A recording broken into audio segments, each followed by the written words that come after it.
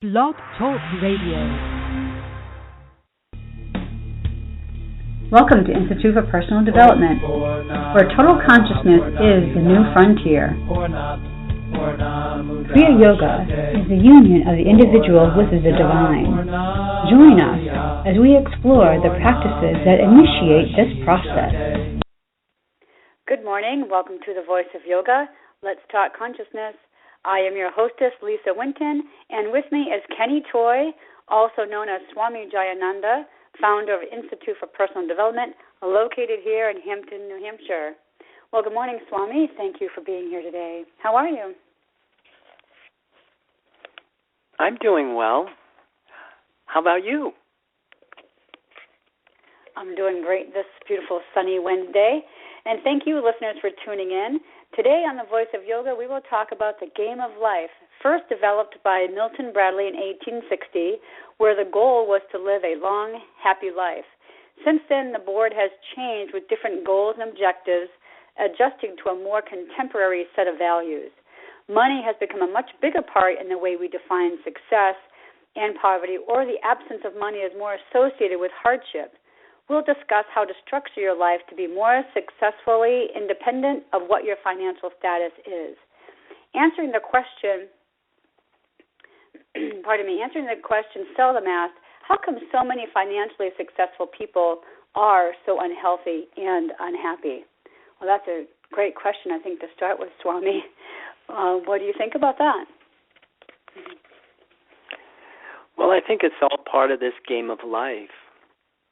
Trying to figure out, what is valuable, what's important, and maybe getting stuck in what the Yoga Sutras calls avidya, ignorance, where we start to chase after things that aren't going to possibly give us the return that we really want.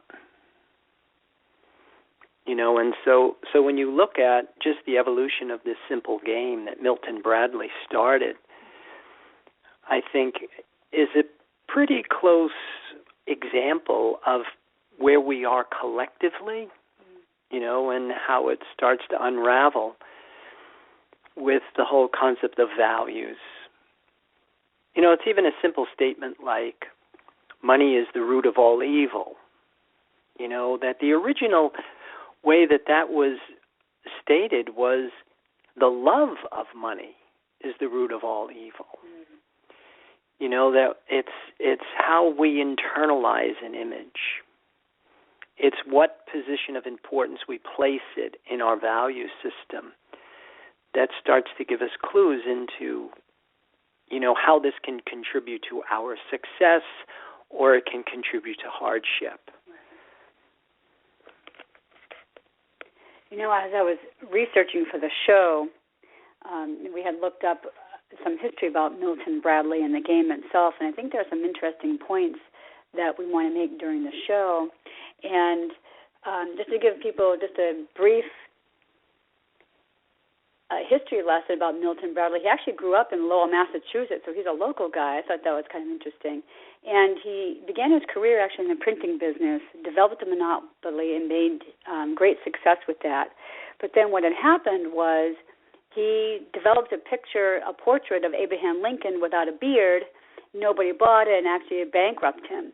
So then he decided what he was going to do was he invented this game of life because he had become this really successful person, and now he was not. So what was interesting, though, the point I want to make about all of this is that the original game that he made back in 1860 had these squares on the game that aren't on the board anymore, I should say.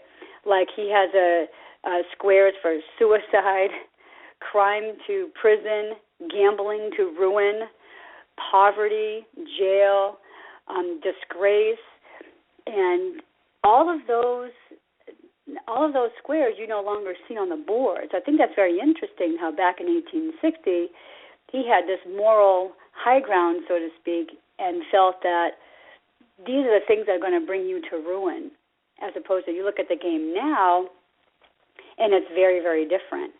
So what do you think about the differences between the game back in 1860 as opposed to what the game is like now? Well, just like what you said, I mean, the game of life back then was all about taking this moral high road. That morality was a much bigger variable in how we would define success, that a person's character, their reputation, was far more important than their financial status. So again, we had different values.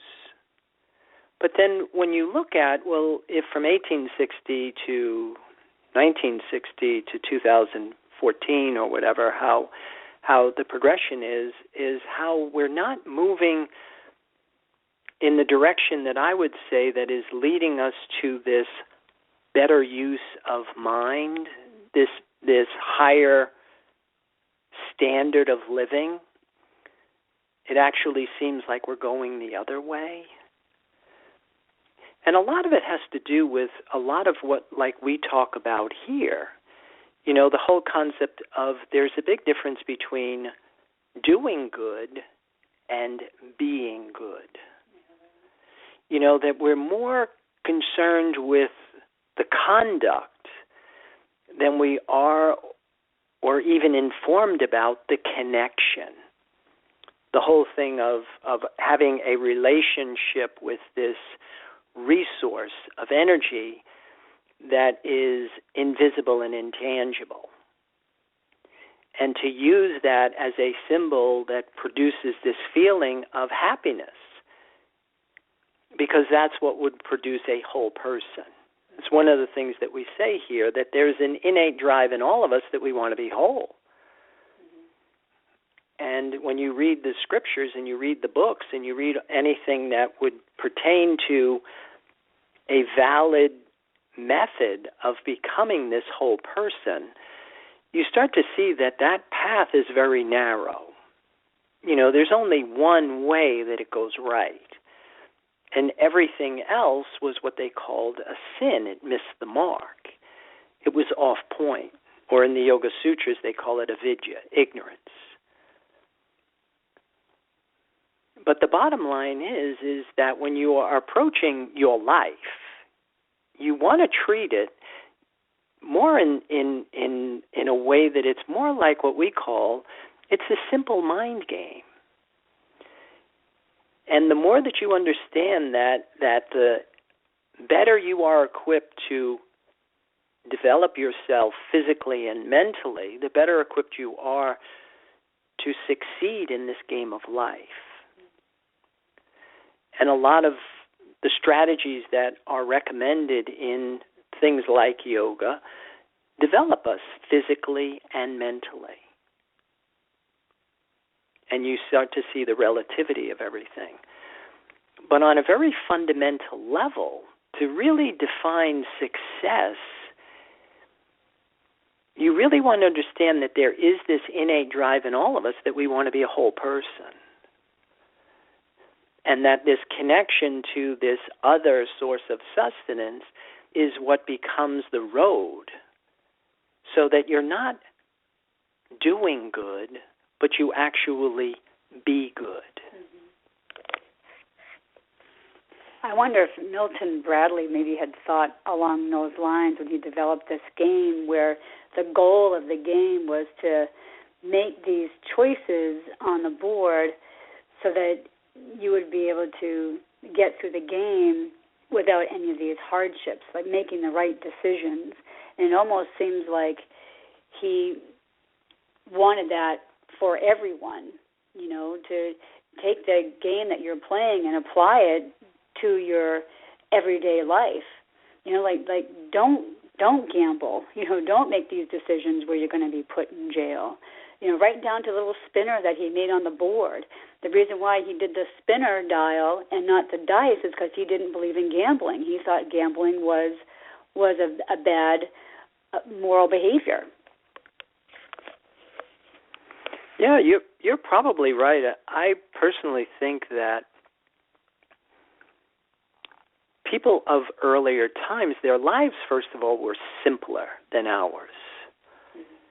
You know, they lived closer to the marrow of life, you know, that your survival-based motivation was more in sync with your essential needs. You know, I mean, today we are so insulated from our natural environment. We're so protected from a lot of the things that people had to deal with. You know, something as simple as refined sugar. You know, I mean, back then it wasn't in everything you eat. So people were eating real food. You know, they weren't overeating because a lot of people didn't have that available to them. Plus they were, if you're eating real food, you're not addicted to your food. So you're not eating emotionally. So you're plugged into more the natural appetite of your body as opposed to craving food as a symbol that you're going to use to produce a feeling that you're okay. You're not rewarding yourself with food. You're using food to sustain your life. And a lot of times they had different goals and objectives, that it wasn't just about I, me, mine. And in order for them to survive, you also had to have a sense of connectedness to your community. Because a lot of times there were things that you came up against that you couldn't just handle them on your own. And a lot of the conveniences that we have today, a lot of the agencies that we have today that we can just turn to weren't available. So you had to have a certain sense of social skills. You know, you had to develop your friendships. And today, a lot of this stuff isn't in place. But because your sense of well-being isn't associated with it, it doesn't become very important to us. So it's not that valuable. You remind me of a conversation that we had a while ago, and that was talking about simplifying, you know, our lifestyle. Just exactly what you were saying. Back in 1860, they didn't have the Burger Kings and the Subways and, you know, all those processed prepared foods for us to make it really convenient for us to eat. And with the social structures that we have now, you're saying those agencies that we have in place, the communities took care of that with the people, not the government. So it's interesting that we've had to rely on the government to provide all the help for the people, that we don't look to our neighbors for assistance or help or, you know, help us fix the fence that is broken down. Everything we had to do is by ourselves. So I wonder if we can get back to that simpler way of being, you know, a simple job, simple money, simple foods, and get back to that healthier kind of a person, not only in body but in the spirit, like you said, live close to the marrow of life. Well, yeah, I think that's exactly what we teach in our system of Kriya Yoga.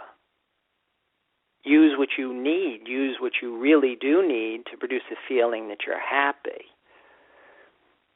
Because if you start to look outside yourself for things to produce that same feeling, it does become problematic. You know, and that's one of the things that I just noticed maybe after we introduce our sponsor, that, you know, we could get into that whole thing of the hardship of these people that are seemingly well-to-do today. All right, so let's hold that thought for a moment. So listeners, we're going to hear a word from our sponsors. We'll be back with you shortly.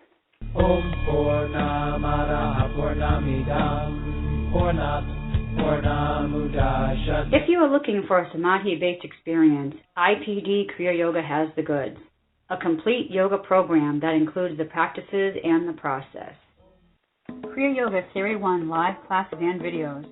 Get your arms around the spiritual science of Kriya Yoga. The intention of why we practice is to embody spirit, to feel connected to the life force. Kriya Yoga Asana live classes and videos. A cosmically engineered system of exercises to initiate apotheosis. A system of exercises engineered for dining and dancing at the Cosmic Ballroom. Kriya Yoga Series 2 live classes and videos. A practice in open forum designed to facilitate positive growth of consciousness. Get your Labyrinth video. I find the positive side of it is it pulls a lot of things together. Kriya Yoga Mantra and Meditation. With repetition comes absorption. Pray on Prana and become divine. At the same time, we all have a unique talent and gift to give back to the universe. Private sessions. The mysteries of the universe have always been handed down verbally from teacher to student. Call or click now and get started. 603-929-0303 or www.ipdtransform.com. Namaste.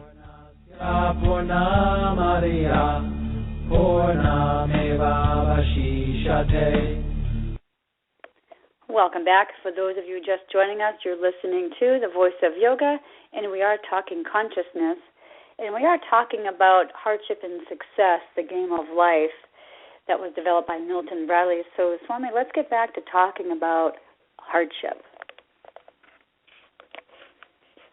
Yeah, I always like that word, hardship, and one of the things I always remember was reading somewhere, might have been like on a calendar somewhere, that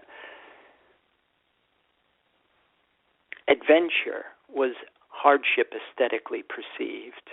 Mm-hmm. That the whole thing of, what is it that we call hardship? What is it? What is that? And is that just a mindset? Is that just a simple disappointment that I was expecting things to be different and it changed and I'm not able to make that adjustment? Or is it something that goes beyond that? But I'm sure each case is very individual and there are varying degrees of this word hardship, and some of it could be very real and some of it could be way more imagined.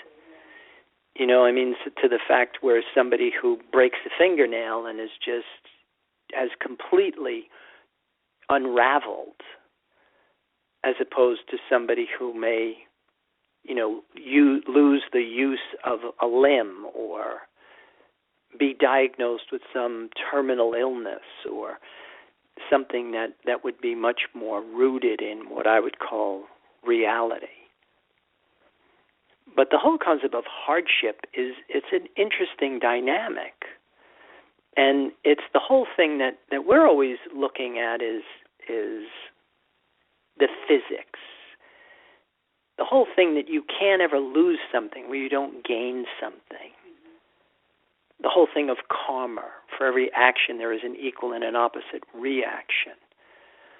That a lot of this isn't just happenstance, that a lot of it is just based on our karmic pattern. It's based on we're ordering these things on a karmic level or an unconscious level. But there is a lesson in it. And I think the more we are attuned to finding a meaning and purpose for our life, the more that we align ourselves with what we call this innate drive that I want to be a whole person, the more we attune ourselves to the resource that would facilitate that process, then the better equipped we are to see things from this broader perspective.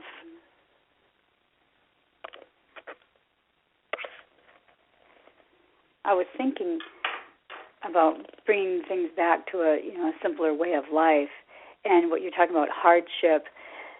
There are people out there that have to rely on food stamps. There are people out there who want to work and can't find jobs. Now that to me is a hardship, because that is something that people are really trying to find a way to support themselves in this particular life. So they have to get those things in place first, maybe before they can even start on this spiritual path. And I know that's not how it's supposed to work, but I think that is what some people would term as hardship. Well, I can't do that until I get all my other ducks in a row. Not realizing that if they turn to spirit first, realizing that this is what's supposed to be important to us, not the job, not the money, not this or that. But there are people out there that can't get past the part where they have to find a means to sustain themselves. Yeah, and again, it's just like what you were saying. If you go back to your basics, people that excel at anything are just better at the basics. So if you look at the basics of the game of life, it's really going to come down to your values. What are the things that I think are really important?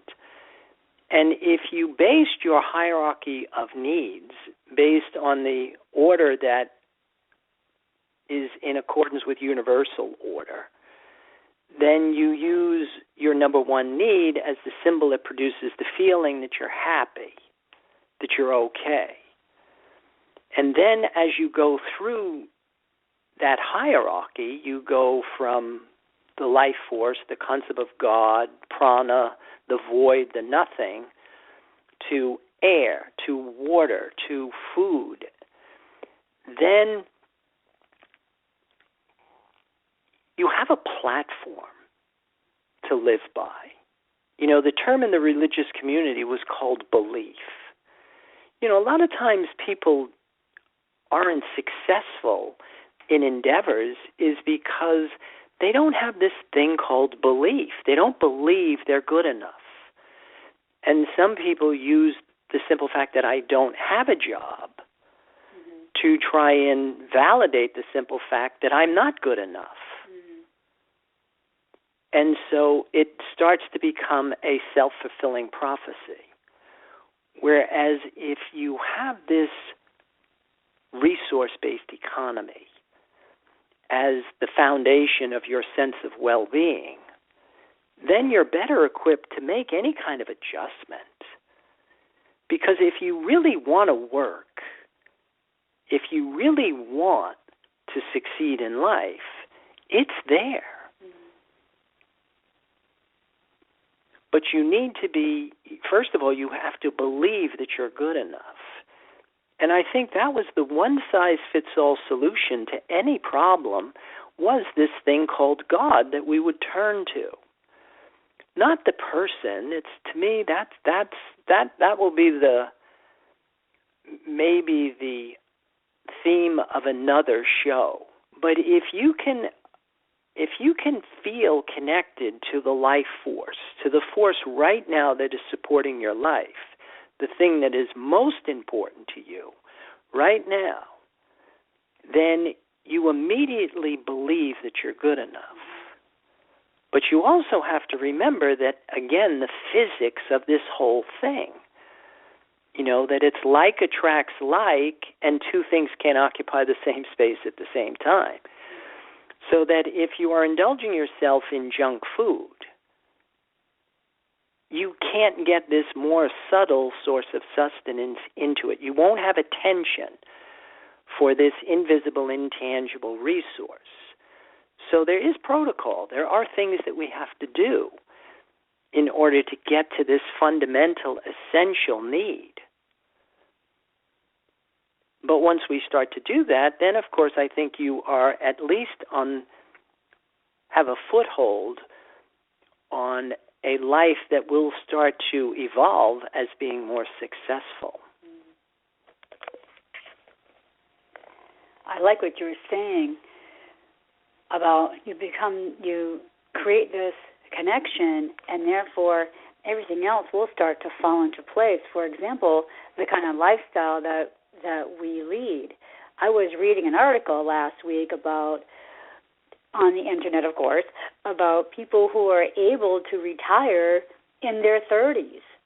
And the main theme of this article was there are three major things that we spend our money on, and that's housing, transportation, and food, right? So, in India he was saying,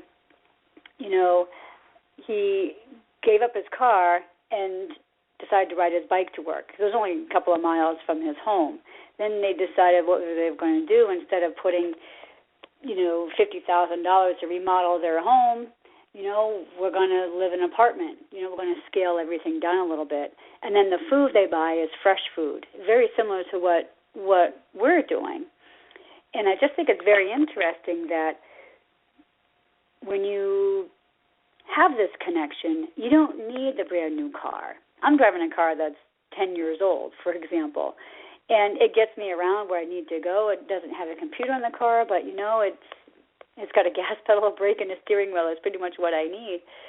You just start realizing that I don't have to listen to the ads on the TV. I don't need to have, the fashion colors of the season. I don't need to have the newest car. And it really does put everything in a different kind of a perspective. What do I really need every day? Yeah, because let's just look at some of the hardships of the well-to-do. It seems like the more you have, the more you have to worry about. And oftentimes, if you're using what you have to produce the feeling that you're good enough, you're drawing from a resource that is insatiable. It's dualistic. It's in half. So the minute you have something, it immediately falls short of the mark and you need more. So now you fall into the trap of greed. And you start to accumulate more and more and more and more. And it's 180 degrees from, the term in yoga, this whole thing of liberation, freedom. It's freedom from that trap is what you really want. And by having a relationship with the part of reality that is whole, that is complete,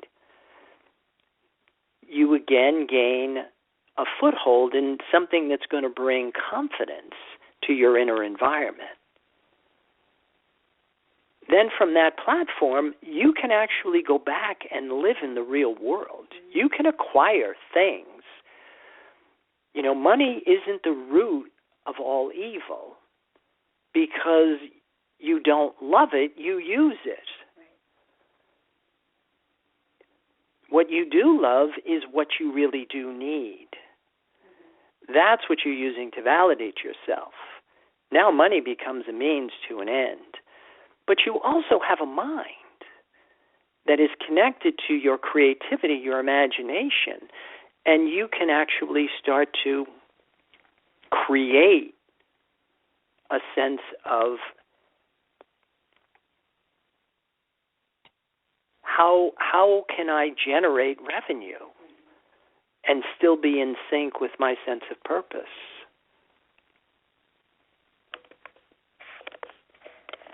Yeah, that's absolutely incredible, and it's great information on this show today. So I think it's about that time where we have to start closing down our program. So I'd like to invite the listeners out there to, don't forget to visit our website, follow us on Pinterest and Twitter and Facebook. And like I've said in other shows, if you like what you hear, click it, like it, Twitter it, share it, whatever you could do to help us get the word out, getting people, connected to this life force. So keep those comments and questions and curiosities coming. We enjoy hearing from you. Also, if you have any questions that you'd like to have answered for the next couple of shows, make sure you email those to us. So next week, we're going to celebrate Memorial Day, Kriya Yoga style. And I also want to give you guys a heads up, the week after that, we're going to talk about the movie God's Not Dead. So I recommend everybody, to watch that if you can. It's available on Netflix. You can stream it or get it on the DVD. So with that, Swami, I want to thank you for being here today. Any final thoughts? No, I just wish everybody a good day and namaste. and I'll give it back to you. Thank you for listening to our program, The Voice of Yoga. I am Lisa Winton, along with Swami Jayananda, signing off. Namaste.